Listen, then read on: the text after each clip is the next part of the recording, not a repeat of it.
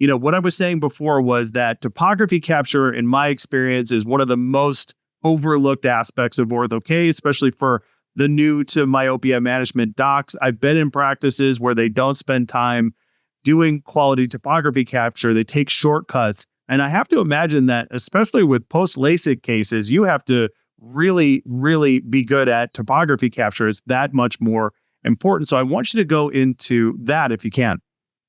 Yes, and as I was mentioning, Matt, I have 5 topographers, 1 in each room, just for efficiency purposes.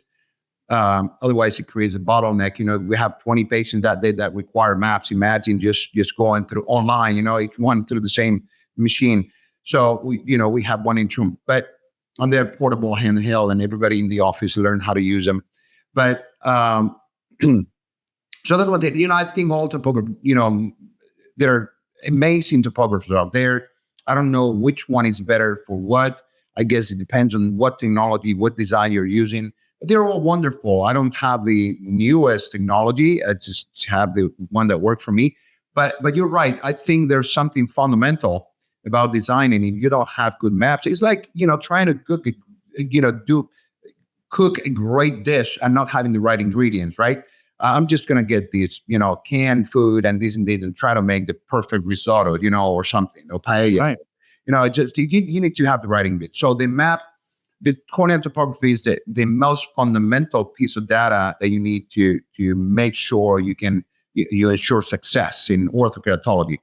But even beyond that, I think there's one fundamental thing that the most critical aspect of what defines a good map is a reliable map. And reliable map is not necessarily, okay, it doesn't have any zigzag lines, doesn't have any block dot mucus there showing. Maybe those things are not as important as having the right estimation of sagittal height. So many of these topographers, they should when they should, right? So you're taking a map and it's going to give you an estimation of that curvature, and it's going to give you an estimation of the sagittal height. And so we're talking to the podcast is directed to clinicians and practitioners. Everybody understands what sagittal height is. Mm-hmm. And I've seen in the past, particularly in my beginnings, where I was getting these double rings, horrible central islands, tight fit, and I didn't understand why. What was I doing wrong, particularly when there's astigmatism involved, isn't that? And that is because the machine, whatever machine you're using, it will shoot at a certain point, right? You have to shoot at a certain point, and that certain point where you shoot is so critical because that's going to give you the estimation of sagittal height. And eccentricity, all this good stuff, right? So what I do is I have a rule where we have the keratometer, the autorefractor autokeratometer.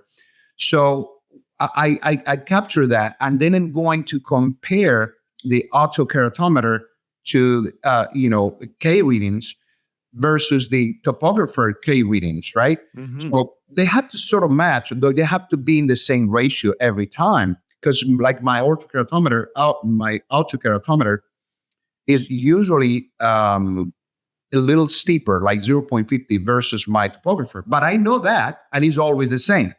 Mm-hmm. But it is all over the place, and it doesn't match. It doesn't make sense. You have the wrong topography. So you have to create your own rules, your own protocol to make sure that you get the right eccentricity, the right sagittal height, and that is so fundamentally critical when you're going to design. If you got it wrong, chances are you're not going to be successful, and you'll be fighting with design after design after design.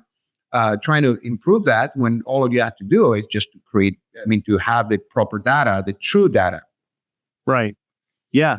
It goes back to the old adage of garbage in, garbage out. And if you don't have the quality data to start with, then you're going to be kind of dealing with that problem, adjustment after adjustment, like you pointed out. If you're interested in getting the rest of the episode, consider becoming a paid supporter of the Myopia Mindset. In addition to an extended version of this episode and every other episode that we do, you'll also get access to exclusive monthly bonus episodes of the Myopia Mindset. And I know you're interested. You've made it this far. You can do so on our Substack, myopiamindset.substack.com. I'll see you at the next one.